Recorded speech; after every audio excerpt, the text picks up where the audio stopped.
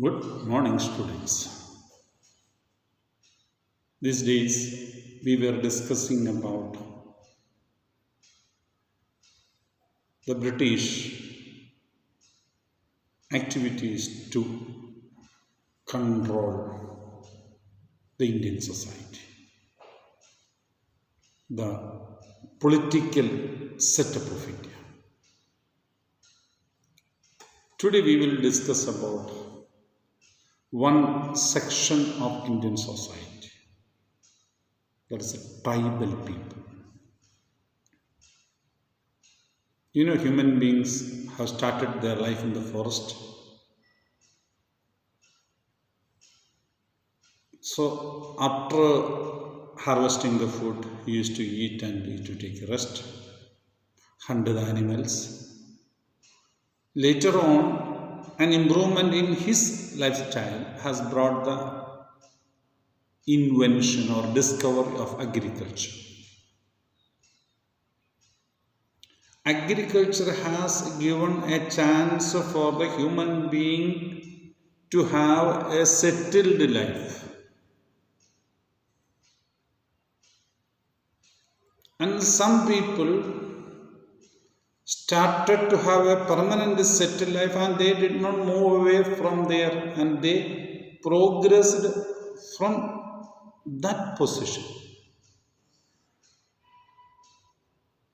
So, village life, cities were developed, industries were developed, transportation facilities were developed. But still, some people continued with the lifestyle they followed in the forest.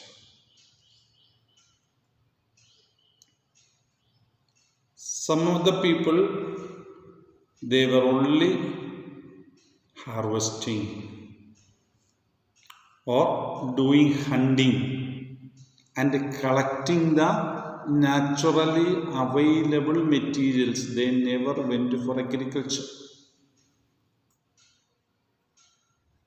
They hunt animals, eat. When the resources are not available in that area, they move to another area of the forest where the resources are still available. So they were hunters and gatherers. In the 20th century also, there are some people still living like that in the forest areas. So when the Britishers came in, they had to face this kind of people who were living in the forest. So the people who lived in the forest lived a happy life.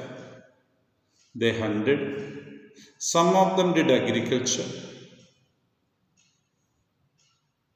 They were not having any social divisions among themselves.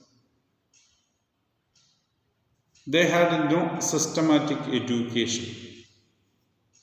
They had no systematic religious practices.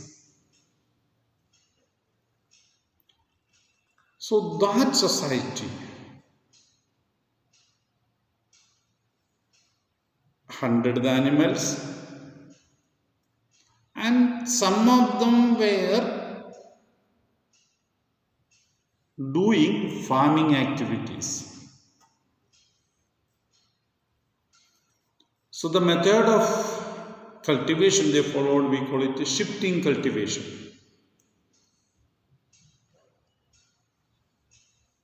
Shifting cultivation means,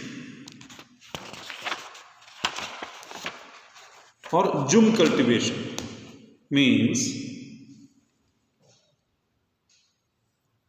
cultivate in one area, cutting down the branches of trees, leaves will be there, and they will put fire to that leaves. So naturally ashes are created. That ashes or ash becomes the fertilizer or a manure for their agriculture. So after 1 or 2 years of cultivation in the same land without adding much more manure, the fertility of the soil is lost. So when the fertility of the soil has drastically come down, or the result of the work is not profitable or not sustainable, they leave that area and go to some other area, do the same way, cut down the trees. Big trees they will never cut down, small trees, branches of the trees they will cut down and do cultivation. So it is known as shifting cultivation. And after some years again they may come back to the same area where they have started with agricultural activities. So it's a shifting, going on shifting. But in the shifting cultivation, one problem we find, only they permitted the big trees to survive. Shrubs and small trees are removed. So naturally the forest effect will not be felt. So when the developmental process came, the people who were living inside the forest, they used to bring and sell the materials to the people who are outside. Mainly silk, gums that are available,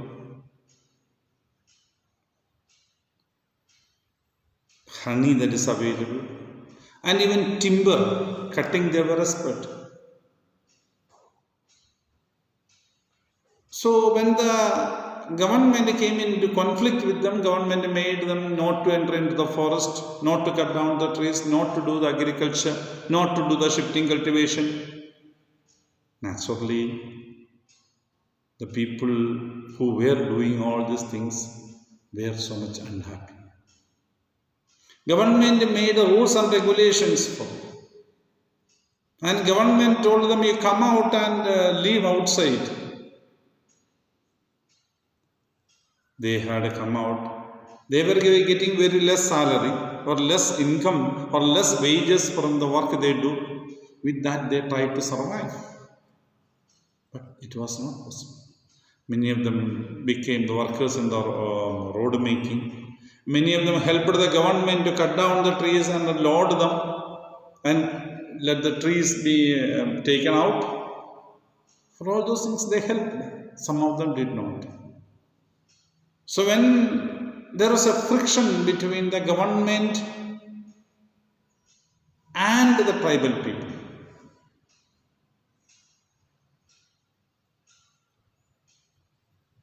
because government wanted to chase them out. Government doesn't want any of the activities of the government to be challenged by the people who are living in the forest. All those things created problems.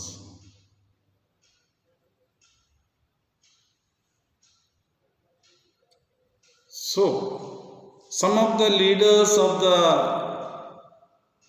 tribal people protested against the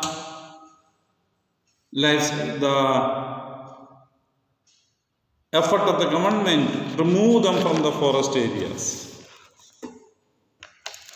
You know, tribal people are illiterate according to our terms. You must understand, there are some Andaman Nicobar, there is a village, the tribal group of people, where nobody from outside is permitted to enter into that area. They live their life. And even in some of the northeastern states, if outsiders wanted to enter inside, we need a special pass. Because the lifestyle of the people in those areas will be different from the lifestyle of the people who are living outside, who claim ourselves as developed people. I'm not going to discuss what is development, but we claim ourselves to be developed and we claim themselves to be underdeveloped. So some of the religious groups, Christian religious groups, have gone into the tribal groups, made them educated. And one of the prominent leader among them was Birsa Munda. Birsa Munda has studied in a Christian educational institution. And he came into contact with many Hindu religious leaders also. And he came to know that the habit of drinking liquor by the tribal people is more dangerous. So he tried to stop the drinking of the people and bring a developmental like a change in the thinking pattern of the people. But that has reached into a conflict with the government. So government began to arrest him, thinking that he is organizing the people against the government.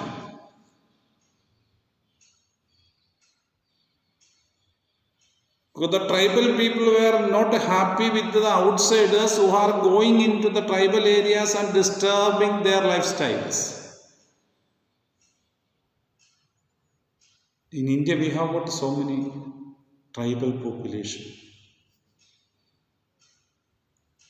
Around 9 to 10% of the Indian population are tribal people who are living in the forest areas. Mainly we can say Jharkhand,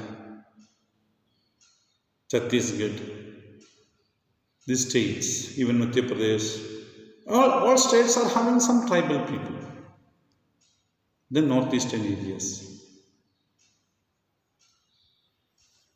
So this social developmental activities by Birsa Munda and all those things have tried to bring up changes. Government has made permission for them to have a settled agriculture and permitted them to collect food items or materials in the forest and sell them to outside, all those things. Nowadays government is providing them all reservation facilities and employment and education facilities.